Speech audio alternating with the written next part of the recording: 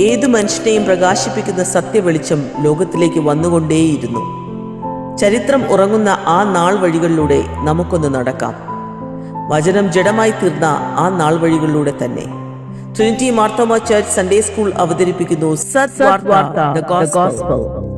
ഒരു നല്ല വാർത്ത കേൾക്കാൻ എല്ലാവർക്കും ആഗ്രഹമുണ്ട്. അന്നും ഇന്നും കന്യക ഗർഭം ധരിച്ച് ഒരു മകനെ പ്രസവിക്കും, അവൻ ലോകരക്ഷകനാകും എന്ന് യെശയ്യാ പ്രവാചകൻ മുഖാന്തരമുള്ള അരുളപ്പാട്.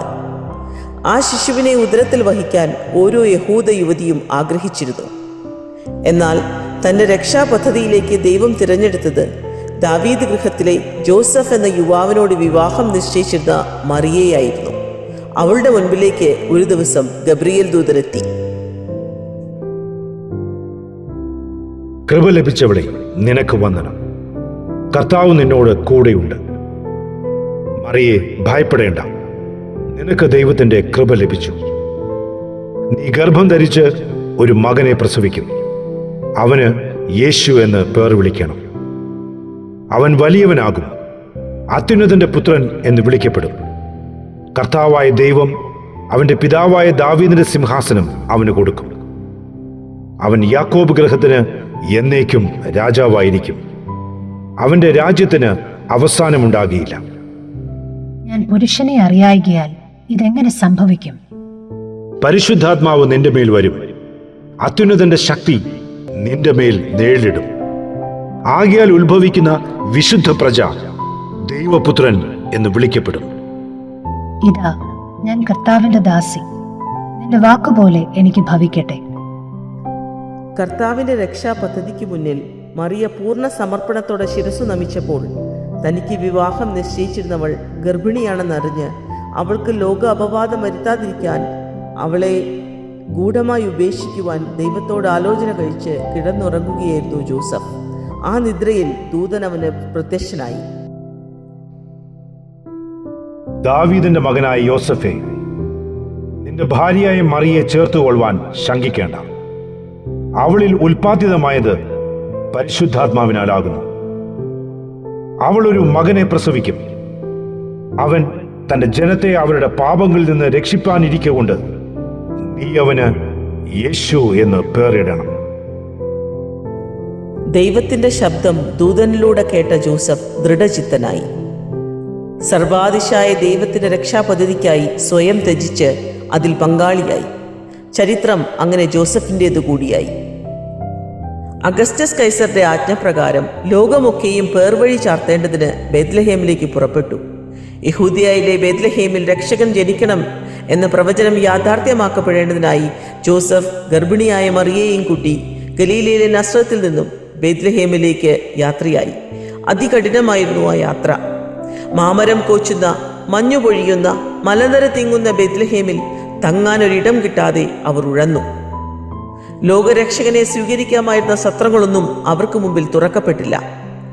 ഒടുവിൽ ഇല്ലായ്മയുടെ വറുതിയിൽ, അവഗണനയുടെ കയ്പിൽ, മറിയയുടെ സ്നേഹത്തിൻ്റെയും ജോസഫിന്റെ സംരക്ഷണത്തിൻ്റെയും നടുവിലേക്ക് ഒരു കാലിത്തൊഴുത്തിൽ അവൻ ഭൂജാതനായി. കാലചക്രത്തെ രണ്ടായി പിളർന്ന രക്ഷകന്റെ ജനനം സകല ജനത്തിനും വേണ്ടിയുള്ള സദ്വാർത്തയായി. ആ സദ്വാർത്ത മാലാഖമാർ ലോകത്തെ ആദ്യമായി അറിയിച്ചത് മലഞ്ചെരുവിലെ നിഷ്കളങ്കരായ ആട്ടിടയന്മാരോടായിരുന്നു. ഉറക്കമിളച്ച് രാപാർത്തിരുന്നവർ ഭയചകിതരായി. അത്യുന്നതങ്ങളിൽ ദൈവത്തിന് മഹത്വം, ഭൂമിയിൽ ദൈവപ്രസാദമുള്ള മനുഷ്യർക്ക് സമാധാനം. ഭയപ്പെടേണ്ട, സർവ്വജനത്തിനും ഉണ്ടാകുവാനുള്ള ഒരു മഹാസന്തോഷം ഞാൻ നിങ്ങളോട് സുവിശേഷിക്കുന്നു. കർത്താവായ ക്രിസ്തു എന്ന രക്ഷിതാവ് ഇന്ന് ദാവീദിന്റെ പട്ടണത്തിൽ നിങ്ങൾക്കായി ജനിച്ചിരിക്കുന്നു. നിങ്ങൾക്ക് അടയാളമോ? ശീലകൾ ചുറ്റി പശുത്തൊട്ടിയിൽ കിടക്കുന്ന ഒരു ശിശുവിനെ നിങ്ങൾ കാണും. ആ അജപാലകർ ഉണ്ണിയേശുവിനെ വണങ്ങുവാൻ പുൽക്കൂടി തേടി പുറപ്പെട്ടു. മണ്ണും വെണ്ണും ഒന്നായിത്തീർന്ന ഒരു രാത്രി. മാലാഖമാർ ഭൂമിയിലേക്ക് ഇറങ്ങി നൃത്തമാടി. പാൽപുഞ്ചിരിയുമായി മാതാവിന്റെ മടിയിലുറങ്ങുന്ന ലോകനാഥനെ നോക്കി താരകങ്ങളും പ്രകൃതി തന്നെയും പുഞ്ചിരി തൂകി.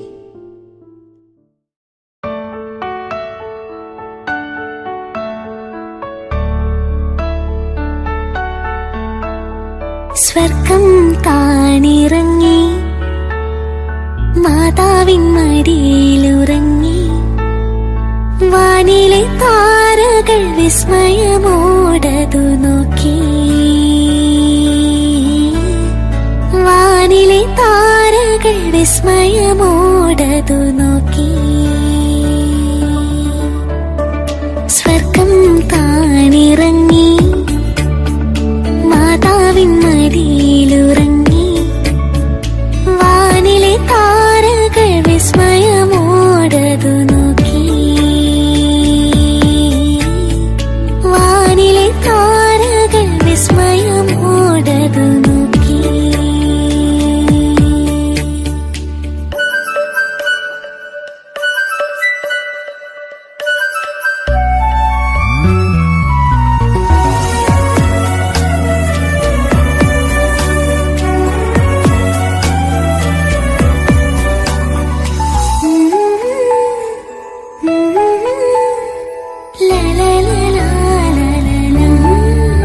മഞ്ഞു പെയ്യും നനുത്തരാവിൽ രാരിരം പാടി മാലാഖമാർ. മഞ്ഞു പെയ്യും നനുത്തരാവിൽ രാരിരം പാടി മാലാഖമാർ.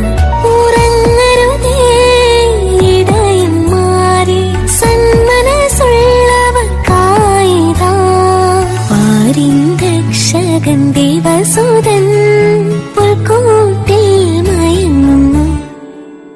സ്വർഗം താണിറങ്ങി. മാതാവിൻ മടിയിലുറങ്ങി. വാനിലെ താരകൾ വിസ്മയമോടതു നോക്കി. വാനിലെ താരകൾ വിസ്മയമോടതു നോക്കി.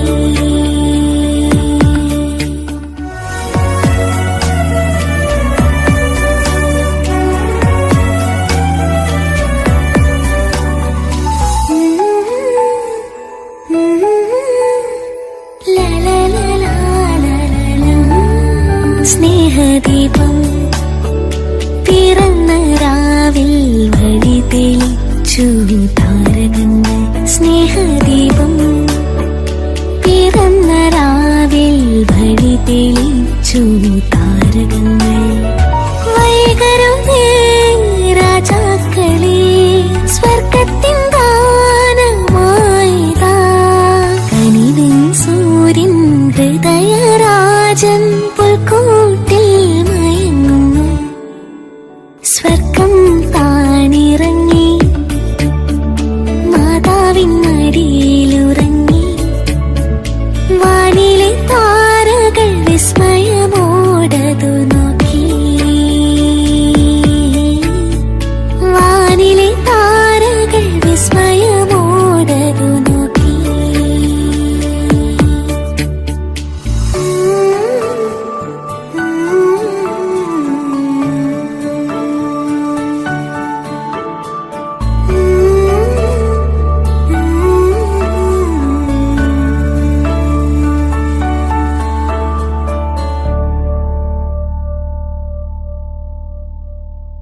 കിഴക്ക് നക്ഷത്രം കണ്ട് രക്ഷകനെ ആരാധിക്കുവാൻ വന്ന രാജാക്കന്മാർ ആദ്യം കയറിയത് ഹെരോദാവിൻ്റെ കൊട്ടാരത്തിലായിരുന്നു. ആ ദേശത്തിലെ പരമാധികാരിയുടെ പ്രതാപത്തിലും ആഡംബരത്തിലും രക്ഷകനുണ്ടാകുമെന്ന് വിശ്വസിച്ച അവർ നിരാശരായി. താൻ സ്ഥാനഭ്രഷ്ടരാക്കപ്പെടുമോ എന്ന് ഭയന്ന ഹെരോദാവ് അവരോട് അനുനയത്തിൽ സംസാരിച്ചു. നിങ്ങൾ ബേത്ലഹേമോളം ചെന്ന് ശിശുവിനെക്കുറിച്ച് സൂക്ഷ്മമായി അന്വേഷിപ്പിൻ. കണ്ടെത്തിയാൽ ഞാനും ചെന്ന് അവനെ നമസ്കരിക്കേണ്ടതിന് വന്ന് എന്നെ അറിയിപ്പിൻ. വഴികാട്ടിയ നക്ഷത്രത്തെ പിന്തുടർന്ന് ദിശ മാറാതെ ആ രാജാക്കന്മാർ രക്ഷകനെ കണ്ടെത്തി. പൊന്ന്, മൂര്, കുന്തിരിക്കം എന്നീ വില കൂടിയ സമ്മാനങ്ങൾ കാഴ്ചവെച്ചു. എന്നാൽ 2 വയസ്സിന് താഴെയുള്ള എല്ലാ ആൺകുട്ടികളെയും കൊന്നുകളയുവാൻ ദുഷ്ടനായ ആ ഭരണാധികാരി ആജ്ഞ പുറപ്പെടുവിച്ചു. ദൈവം മനുഷ്യാവതാരമെടുത്ത് തന്നെത്താൻ താഴ്ത്തി, കുരിശിലെ മരണത്തോളം തന്നെ. ഭൂമിയെയും ഭൂമണ്ഡലത്തെയും നിർമ്മിച്ചവൻ, അവൻ ലോകസ്ഥാപനത്തിനു മുമ്പേ അനാദിയായും ശാശ്വതവുമായ ദൈവം. ഇമ്മാനുവലായി നമ്മോട് കൂടെയുണ്ട്, അന്നും ഇന്നും എന്നും.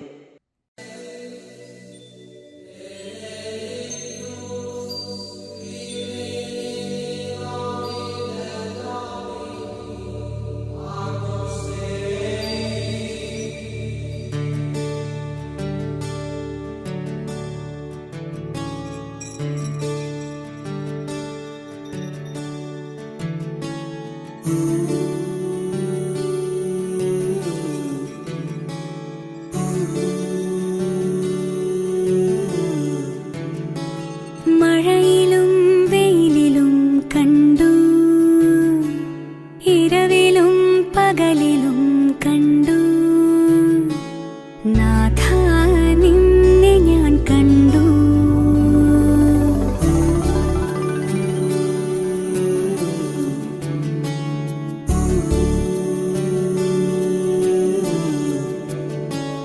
കരുണയായി കടലിലും കണ്ടു, വചനമായി തിരയിലും കണ്ടു നാഥ നിന്നെ ഞാൻ കണ്ടു.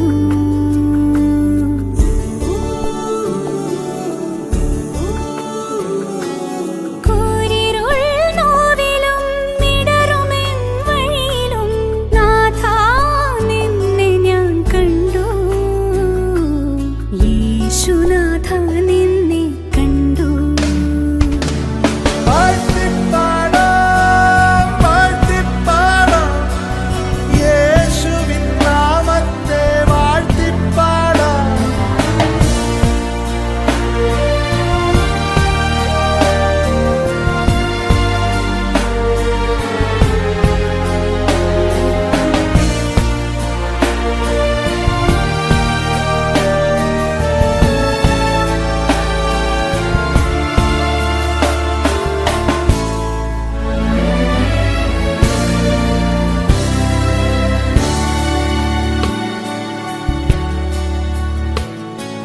വിരിയുമീ തളിലും കണ്ടു,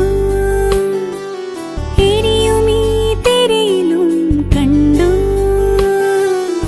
എന്നിലെ ശ്വാസമായി നീ നിറഞ്ഞു, എന്നാത്മാവിൻ നാളമായി നീ തെളിഞ്ഞു.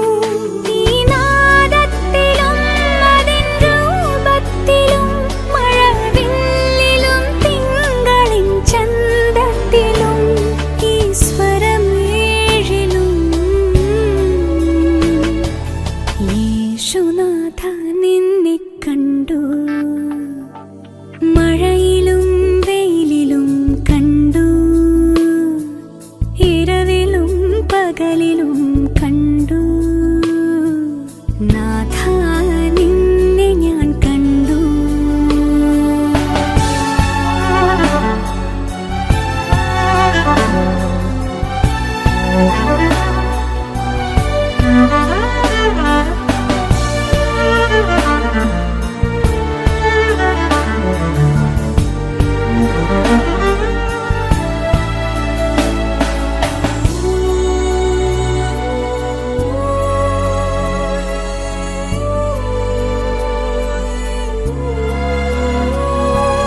മഴയിലും വെയിലിലും കണ്ടു,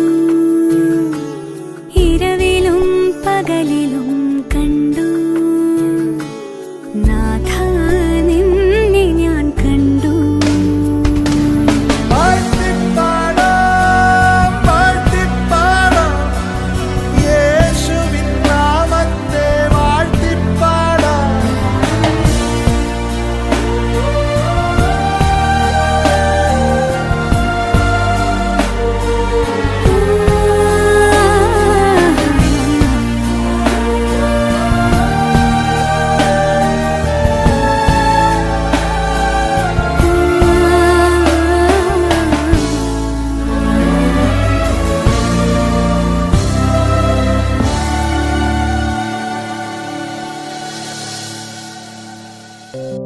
ആയിരം നക്ഷത്ര വിളക്കുകൾ തെളിയിച്ചാലും 1000 പുൽക്കൂടുകൾ ഒരുക്കിയാലും നമ്മുടെ ഉള്ളിൽ ക്രിസ്തു പിറക്കുന്നില്ലെങ്കിൽ ക്രിസ്മസ് സാർത്ഥകമാകുന്നില്ല. ഓരോ ഉള്ളത്തിലും ക്രിസ്തു ഉരുവാകുന്നതിനുള്ള സന്തോഷം തിരിച്ചറിയുമ്പോഴാണ് യഥാർത്ഥ ക്രിസ്മസ്. അതാണ് സദ്വാർത്ത, ദ ഗോസ്പൽ.